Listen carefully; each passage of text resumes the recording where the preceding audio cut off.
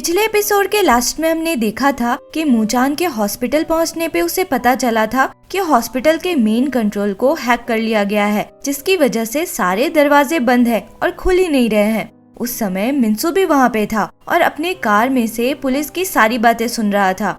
अफरा तफरी के बीच जब सेओक्जो इमरजेंसी रूम से निकल रहा था तो उसने एक आदमी को क्रॉस किया था जो बहुत से गैस टैंक्स लेकर जा रहा था। इधर जोयुन उस डिलीवरी वाले के पीछे भाग रही थी जिसका सेओक्जो के घर पे आना जाना था और उसी ने कैप्टन ओ के ऑफिस के बाहर बॉम्ब भी रखा था। मूचान गेट के पास से लोगों को हटने को बोलता है और बिना देरी किए कार स्पीड में चलाता हुआ गेट तोड़ देता है। दूसरी तरफ जोयुन उस आदमी तक पहुंच गई थी तो वो आदमी उस पर अटैक कर देता है और एक फायर एक्सटिंग्विशर से वो जोयुन को मारने ही वाला था, पर सेओक्जो वहां आकर उसे रोक लेता है और उससे फाइट करने लगता है। फिर हम कैप्टन ओ के ऑफिस का सीन देखते हैं जहां उसकी डर से हालत खराब थी और जीहुन भी वहीं पे था। जीहुन को जोमिन का कॉल और मैसेज आ रहा था और वो पूछ रही थी कि तुम कहाँ हो, क्योंकि दोनों साथ में ही तो हॉस्पिटल आए थे। जीहुन किसी तरह उसे रिप्लाई करके बताता है कि वो कैप्टन ओ का हॉस्टेज है। तभी दरवाजे पे नॉक होता है। बाहर से एक आदमी की आवाज आती है और वो कहता है कि वो बॉम्ब स्क्वाड से है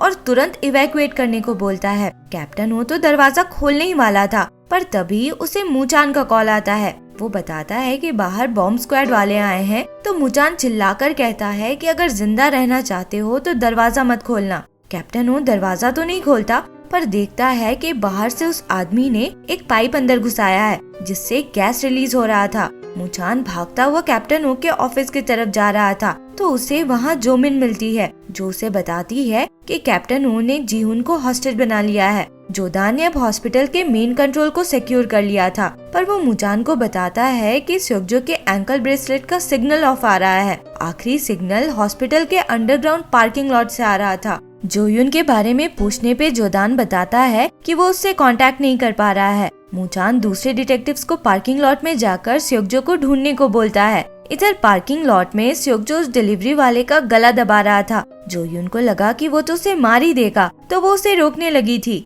पर उसने बस उसे बेहोश किया था। तभी वहाँ डिटेक्टिव्स पहुँच जाते हैं। एंकल मॉनिटर के बारे में पूछने पे सेओक्जो कहता है कि मेरे पास दूसरा ऑप्शन नहीं था, पुलिस को यहाँ बुलाने के लिए ही मैंने उसे रिमूव किया। जोयुन को तो लग रहा था कि ये डिलीवरी वाला ही डॉग मास्क है, पर डिटेक्टिव बताती है कि डॉग मास्क तो कैप्टन ओ के ऑफिस के पास है जहाँ मूचान उसे पकड़ने गया है। फिर हम ईआर का सीन देखते हैं। ऑफिस में गैस भरने की वजह से कैप्टन ओ बाहर तो निकलता है, पर उसने जीहुन के गले में चाकू लगा रखा था। वो देखता है कि सामने एक आदमी उसकी तरफ गन पॉइंट किए हुए है। कैप्टन ओ कहता है कि अगर मुझे मारना चाहते हो तो मार लो, पर मुझे मारने का मतलब इस लड़के को भी मारना होगा। मेरे पास ऐसे भी खोने को कुछ नहीं बचा है, मैं इसे मार दूंगा। जीहुन को बचाने के लिए वो आदमी अपना गन नीचे रख देता है। कैप्टन ओ अपने पैर से गन अपनी तरफ कर रहा था तो जीहुन उसको धक्का देकर खुद को छुड़ाता है, जिससे उसके गले में हल्का सा कट भी हो जाता है। मौके का फायदा उठाकर वो आदमी कैप्टन ओ पे अटैक करके चाकू अब उसके गले पे लगा देता है और कहता है कि तुम्हें लेफ्टिनेंट लिम के मर्डर के लिए डेथ सेंटेंस दी जा रही है। पर वो उसे मारता उससे पहले मूचान वहाँ आ जाता है और उस आदमी को चाकू ड्रॉप करने को बोलता है। कैप्टन ओ मूचान से कहता है कि वो शूट न करे क्योंकि इस रूम में गैस भरा हुआ है। जोयुन और सेओक्जो भी अब वहाँ पहुँच जाते हैं। जोयुन सेओक्जो से पूछती है कि वो उस आदमी को जानती है क्या, तो सेओक्जो मना करता है। मूचान उस आदमी को कन्विंस करने की कोशिश कर रहा था कि वो कैप्टन ओ को ना मारे। कैप्टन ओ भी खुद को बचाने के लिए उसे पैसे ऑफर करने लगता है। कहता है मुझे मत मारो, मैं तुम्हें बहुत से पैसे दूंगा। इस पे वो आदमी पहले तो हंसने लगता है, फिर कहता है तुमने भी पैसे क्यों नहीं लिए थे? जब लिम तुम्हारे पास तुमसे वीडियो डिलीट करने की रिक्वेस्ट करने आई थी तो तुम भी पैसे मांगते, पर नहीं, तुमने फिर से उसका रेप किया था, फिर से वीडियो बनाकर ऑनलाइन सर्कुलेट किया था, उसे बार बार ब्लैकमेल करते रहे थे। वो आदमी मूचान की तरफ देखकर कहता है अगर ऐसा कुछ तुम्हारी फैमिली के साथ हुआ होता क्या तब भी तुम इसे मारने के अगेंस्ट होते? मुझे बताओ आखिर तुम क्यों इसके जैसे इंसान को बचाना चाहते हो? मूचान कहता है कि मैं भी चाहता हूँ कि इसे अपनी गलती की सजा मिले, पर इस तरह से नहीं। सेओक्जो उस समय सीलिंग में लगे स्प्रिंकलर को नोटिस करता है और कुछ सोचकर वहाँ रखे एक फायर एक्सटिंग्विशर से स्प्रिंकलर तोड़ देता है। ये देख जोयुन भी फायर अलार्म ऑन कर देती है। मूचान देखता है कि अब वो आदमी कैप्टन ओ को मारने ही वाला था तो वो पास रखे एक बैग के थ्रू शूट करता है ताकि गैस की वजह से ब्लास्ट न हो। उस आदमी को गोली तो लगती है पर उससे पहले ही वो कैप्टन ओ के गले को काट चुका था। वो आदमी गोली से बस इंजर्ड हुआ था तो वो खुद की जान लेने की कोशिश करता है पर मुचान उसे रोक लेता है। जोयून जल्दी से आकर जीहुन को अपने साथ ले जाने लगती है। तब तक बाकी डिटेक्टिव्स भी आ जाते हैं। डिटेक्टिव चोई कैप्टन ओ का पल्स चेक करता है तो वो मर चुका था। नेक्स्ट सीन में हम देखते हैं कि न्यूज में बताया जा रहा था कि किलिंग वोट का मास्टरमाइंड डॉगमास्क को अरेस्ट कर लिया गया है, पर अरेस्ट होने से पहले वो किलिंग वोट के तीसरे टारगेट को मारने में सक्सेसफुल रहा। इस न्यूज से दो ही बहुत डिसअपॉइंटेड थी क्योंकि किलिंग वोट के नाम पे वो अलग शो चला रही थी, पर डॉगमास्क के पकड़े जाने पे तो कोई शो ही नहीं बचा था।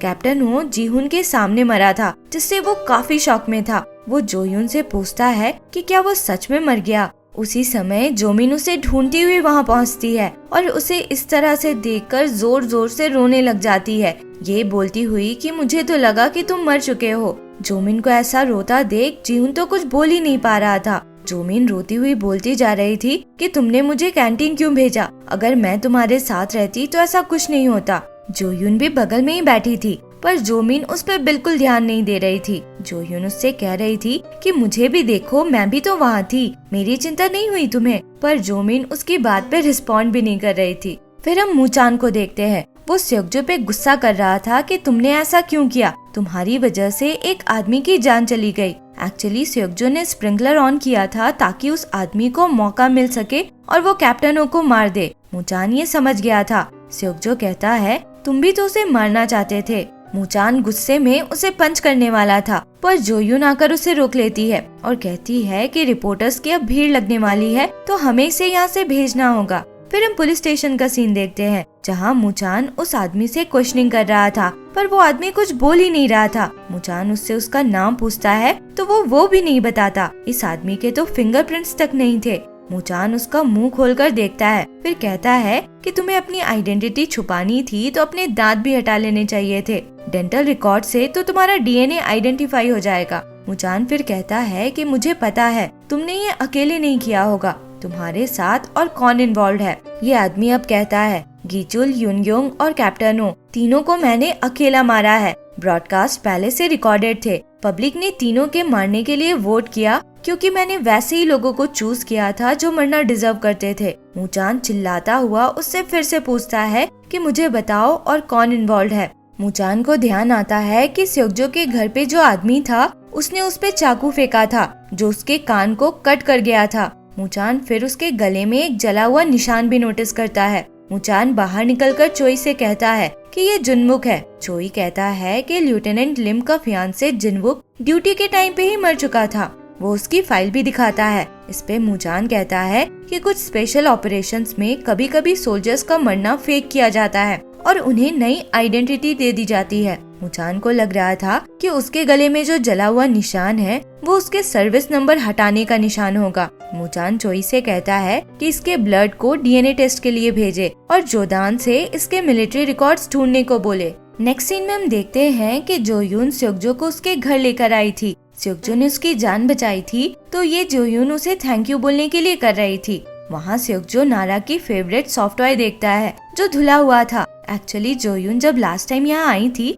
तो उसने ही धो दिया था। जोयुन स्योकजो के हाथ की हथकड़ी भी हटा देती है। ऐसे भी उस एरिया में हर जगह सीसीटीवी कैमरास थे तो वो भाग भी नहीं सकता था। जोयुन को कुछ चेक करना था तो वो ऊपर चली जाती है और स्योकजो अपनी सारी चीजें देख रहा था। वो नारा की एक फोटो देखकर उसकी एक मेमोरी याद करता है जिसमें वो उसी सॉफ्ट टॉय से खेल रही थी और वो उसकी वीडियो बना रहा था।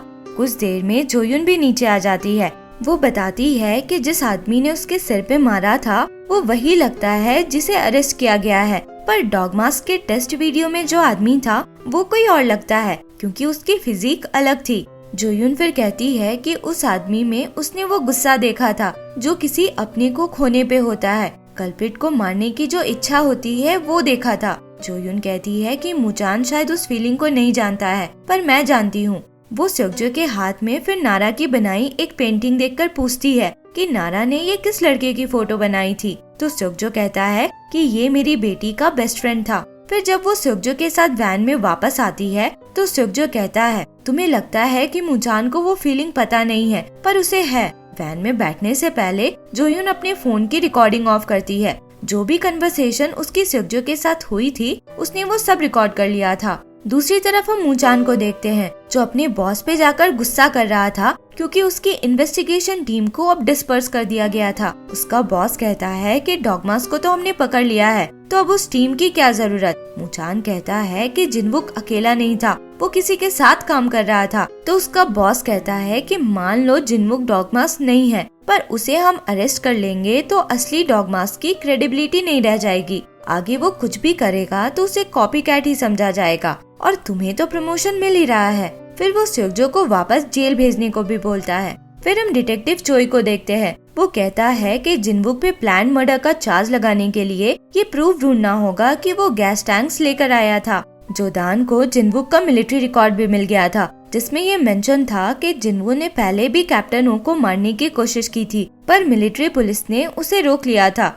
वो काफी कंट्रोवर्शियल केस था, तो मिलिट्री ने जिनवुक को मरा डिक्लेयर करके उसे नई आइडेंटिटी दे दी थी और डिस्चार्ज कर दिया था। उसके बाद से वो कॉन्ट्रैक्ट पे काम किया करता था और काफी समय से उसी हॉस्पिटल में गार्ड का काम कर रहा था जहाँ कैप्टन वो डॉक्टर था। इस इन्फॉर्मेशन से चोई खुश हो जाता है और कहता है कि इससे तो हम जिनवुक पे चार्ज लगा सकते हैं। तभी हॉस्पिटल के बाहर के एक सीसीटीवी में चोई मिन्सू को नोटिस करता है। वो फुटेज को फिर से प्ले करता है तो देखता है कि मिन्सू अपनी कार पार्क करके पूरे टाइम कार में ही था। उसे ये अजीब लगता है कि हॉस्पिटल जाकर कौन इंसान कार में ही बैठा रहता है। और इसी के साथ ये पार्ट यहाँ खत्म होता है। आगे क्या हुआ इसके लिए मिलते हैं अगले वीडियो में। अगर एक्सप्लेनेशन पसंद आया हो तो लाइक, शेयर एंड सब्सक्राइब करें। Thank you for watching.